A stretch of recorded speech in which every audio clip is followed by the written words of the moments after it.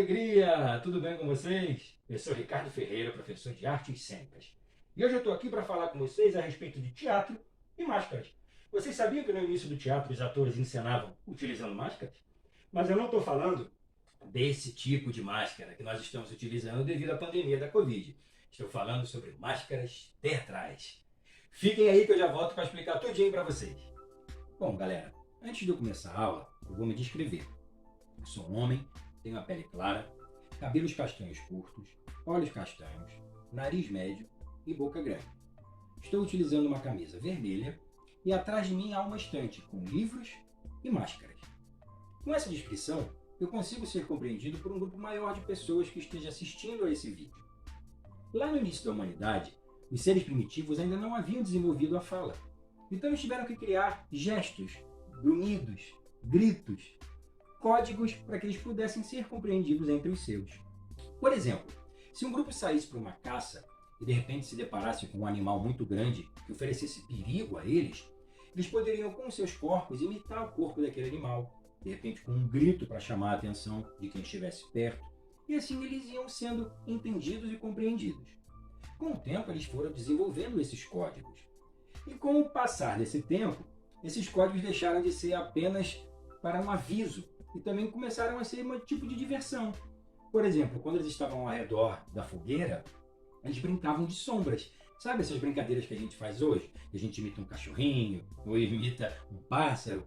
Há um tempo atrás, há muito tempo atrás, ao redor da fogueira, eles projetavam as sombras nas paredes das cavernas. Por falar em parede de caverna, eu quero saber se vocês já viram essas imagens em algum lugar. Vocês conhecem as pinturas rupestres? Elas são representações, elas são códigos, comunicação dos seres primitivos. Há algumas imagens dessas pinturas rupestres onde a gente pode ver um tipo de dança, como se eles estivessem participando de algum ritual, de alguma encenação, como se eles estivessem fazendo teatro. Quando vocês forem pesquisar sobre a origem do teatro, vão encontrar que ele surgiu na Grécia Antiga. Não é errado. O teatro, da forma como a gente conhece hoje, com plateia, com palco, realmente surgiu na Grécia Antiga. Mas o teatro, como manifestação, como comunicação, surgiu no início da humanidade, como eu disse há pouco tempo.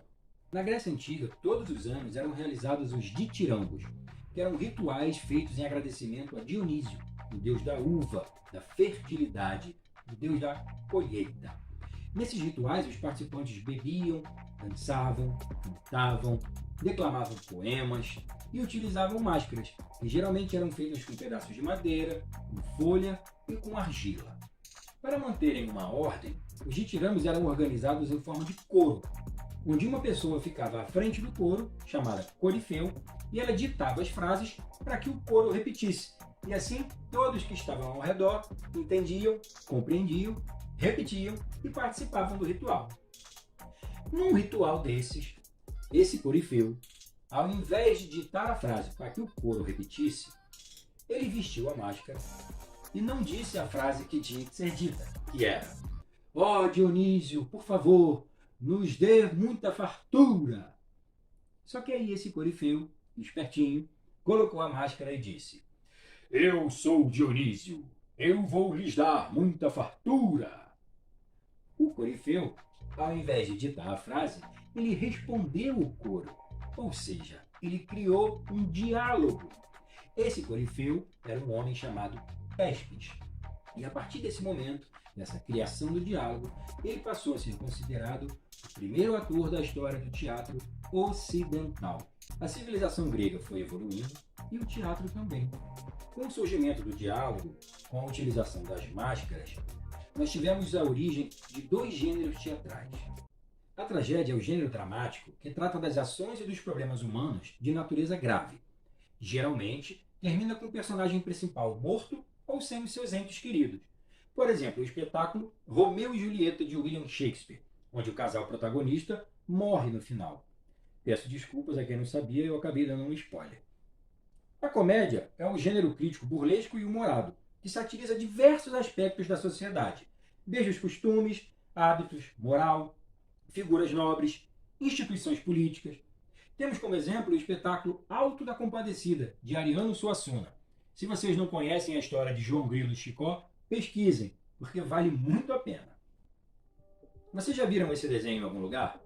Ele é considerado o símbolo do teatro.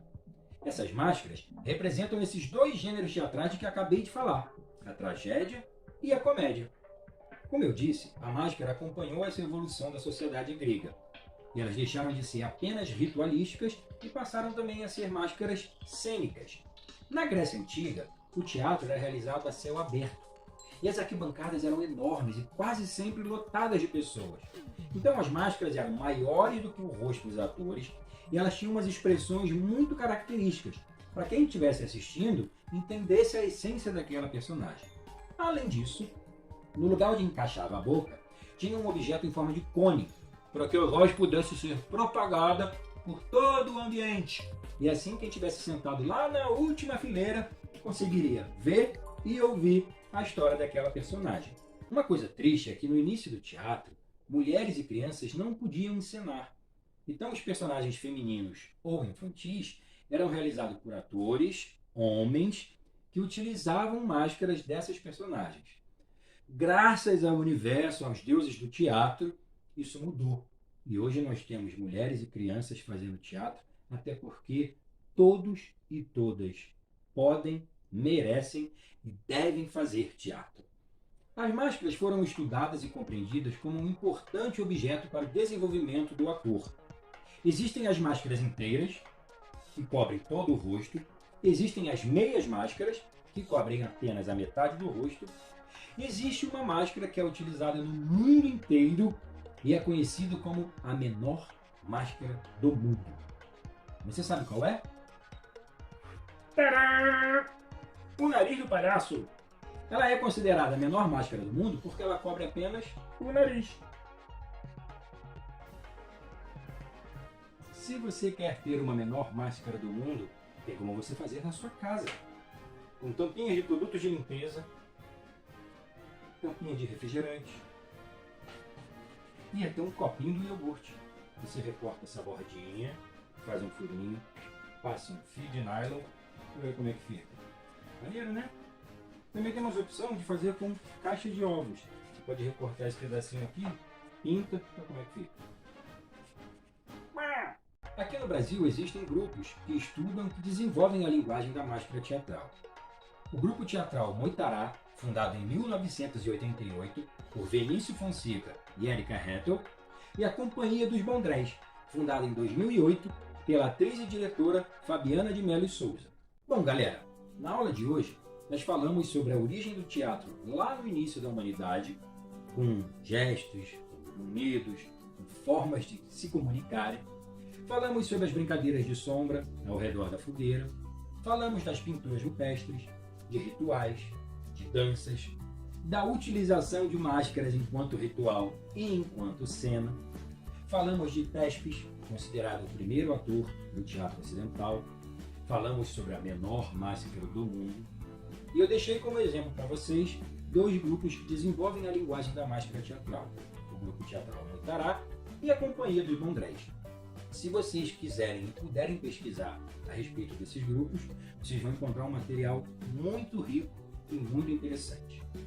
A minha aula termina aqui, mas eu vou convidar agora o professor Arthur, de Artes Visuais, que também vai trazer um assunto bem interessante para vocês. Espero que vocês tenham gostado, fico por aqui, até a próxima, mas não se esqueçam, nesse período é importantíssimo usar máscara. Tá certo? Até uma próxima, galera. Tchau, tchau. Fala, galera, tudo bem? Eu sou o arte educador Arthur Cordeiro e hoje nós vamos aprender nessa videoaula uma ferramenta muito importante no aprendizado de artes visuais. Vamos nessa? Antes da gente começar o nosso objeto de estudo, eu vou me descrever. Eu sou homem, tenho a pele clara, cabelos escuros e olhos castanhos. O nosso objeto de estudo hoje será o exagero. Certamente você já viu e já percebeu que algumas formas, principalmente aquelas que o professor Ricardo mostrou na aula anterior, são muito exageradas. Eram máscaras que tinham sorrisos muito grandes, as bocas largas, os olhos arregalados. Por que será que os gregos faziam as formas tão exageradas assim? Será que eles foram os únicos? Vamos dar uma olhadinha nessa história.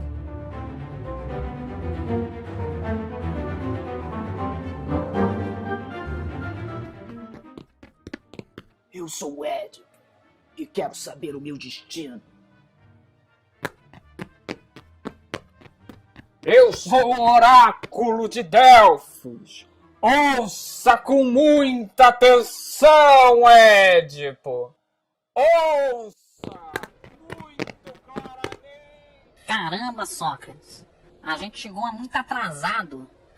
Não vamos conseguir entender nada da peça. Ora, meu caro Aristófanes, não há problema. Podemos apreciar a peça de teatro mesmo ao longe.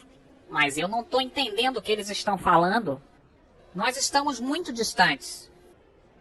Ó, Aristófanes, você precisa reparar mais nas máscaras. As máscaras, elas são feitas com expressões exageradas para que nós, mesmo ao longe, consigamos identificar os personagens. Aquele ali, sorrindo, é Édipo, e o outro ao seu lado, enfurecido, é o Oráculo de Delfos. Basta que olhemos para acompanhar. Caramba, Sócrates. Tu é brabo demais. É muita sapiência envolvida. Agora que eu sei que pela expressão das máscaras a gente consegue ver os personagens, eu vou conseguir prestar mais atenção. Valeu, Sócrates. Viram só? A ferramenta do exagero era utilizada pelos gregos para que o público, mesmo que estivesse longe, mesmo que não estivesse ouvindo tão bem assim, pudesse reconhecer a ação e a emoção dos personagens. Só que isso não é uma exclusividade dos gregos, nem do teatro.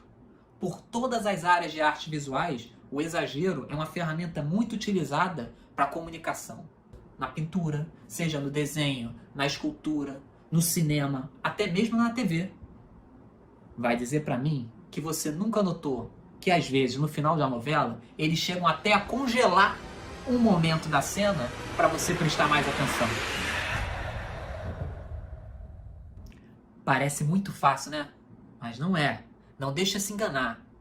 Os artistas estudam uma vida inteira para conseguir capturar aquele momento que, se for congelado e exagerado, vai representar perfeitamente a emoção e transmitir a mensagem que ele quer passar para o leitor de forma rápida e eficaz. Vamos dar uma olhadinha em algumas obras de artistas diferentes, de séculos diferentes, que vão nos ajudar a entender melhor essa ferramenta? Vamos lá! A primeira obra que vamos falar é a escultura Davi, de Bernini. A escultura é feita em mármore e data do século XVII. A obra mostra o personagem bíblico Davi momentos antes de derrubar o gigante Golias. Observem como o corpo da escultura está completamente curvado para dar a impressão para a gente da força que Davi está aplicando ao jogar a pedra.